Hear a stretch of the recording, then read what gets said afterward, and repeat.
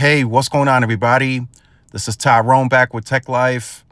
And in this video, I wanted to go back to this Light Reading article. This is from Mike over at Light Reading. I'll leave a link to it in the description so you guys can check it out. So we already covered T-Mobile from their usage perspective. In this video, I wanted to talk about AT&T. I know a lot of you had mixed feelings about AT&T only using 44% of its total capacity. What's going on there? And in this video, I wanted to put that in perspective. Now, a lot of people have put this total usage of AT&Ts right in a negative light. They said, oh, that's not good. They're not selling. They're not monetizing. And while that is the case, what I will say, this has a lot of upside, right? AT&T only using 44% of its total capacity. That's one, right? AT&T having the least amount of mid-band deployed today out of the national carriers. That's another upside, right? That will probably add to this total capacity, right? And then they have another upside, right? So yesterday I watched AT&T present at the CTIA fireside chat, and the CTO was there, and he stated today they cover 270 million pops of mid-band. But we don't know if that's for sure, right? What we can say for sure, that's not every single site having C-band and DoD. So that's another upside that AT&T has. The sites that only have the C-band radio deployed, they can go back to add the 3.45 gigahertz spectrum, the DoD. They can go back, and that's more capacity that they have the ability to add. So that's additional upside for AT&T. So a lot of upside for AT&T. More so than T-Mobile and Verizon today, in my opinion, from an upside perspective, right? T-Mobile still has some upside. They got C-band left. And Verizon, they still have C-band 2 scale for upside. But as you can see from a usage percentage, they're already using a lot of their network. Right, so AT&T here in this instant, by the numbers, has the most amount of upside. Now, some other things that AT&T disclosed during the fireside chat: modernizing every cell site. That is something that they're prioritizing. They want to touch every single cell site in their network to modernize. Now, we know that Nokia to Ericsson is happening, and that's going to get the most modernized stuff, right? Whether that's radio, base station, antennas, whatever it is, it's going to get the most modernized equipment, which is a good thing, right? But AT&T wants to touch existing Ericsson markets too over that time period, right? So what they stated during the fireside chat, they want to get to 300 million pops of mid-band by the end of 2026, which is a huge accomplishment for AT&T. They have about 30 million pops left to go to get to that.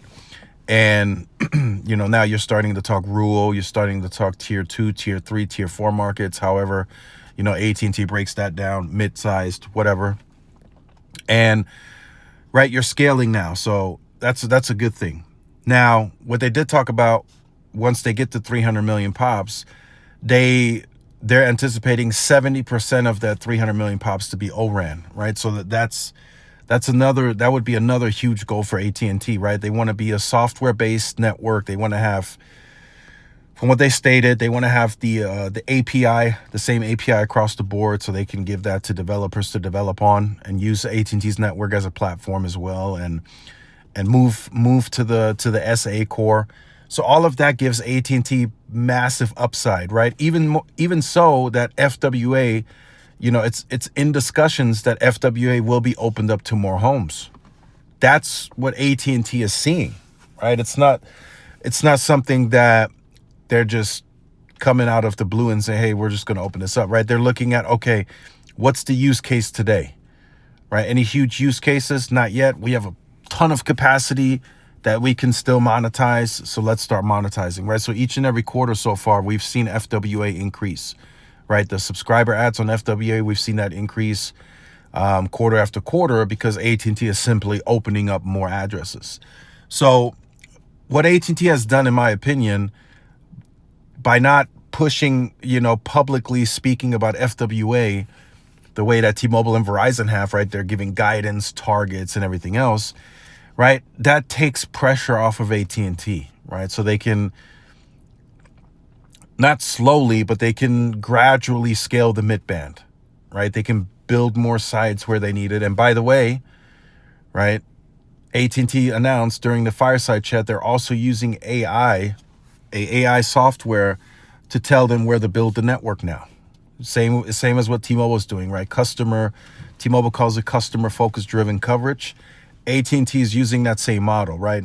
Don't know if they're using the same software from an AI perspective, but they're also using that, right? They're saying, and similar to T-Mobile, the usage patterns have exploded, and it's just hard from a human perspective to now track the network the way that they used to, right? So AI can better handle that from what they said, and it'll tell them where they need to build, right?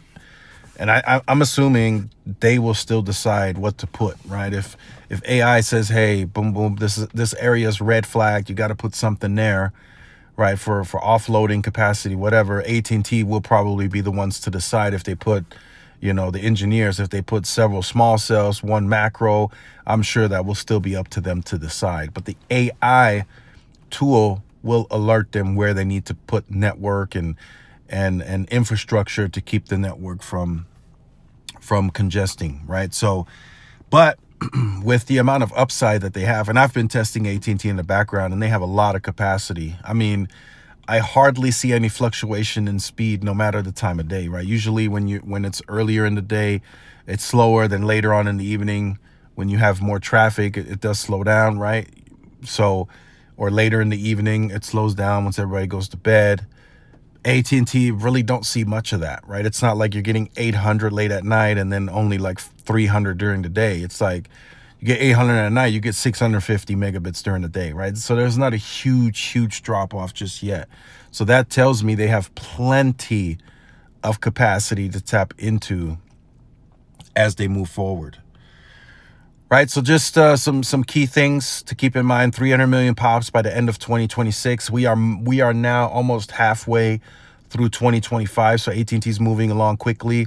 They didn't touch much on the Nokia Ericsson conversions, but we can see how quickly those are moving. One day Nokia's there, next day they're not. So that's how quickly they're moving that. And modernizing every cell site to become 70% O-RAN of 300 million pops by the end of 2026. So let me know your thoughts on that in the comments. Like, share, subscribe. See y'all in the next one. Peace.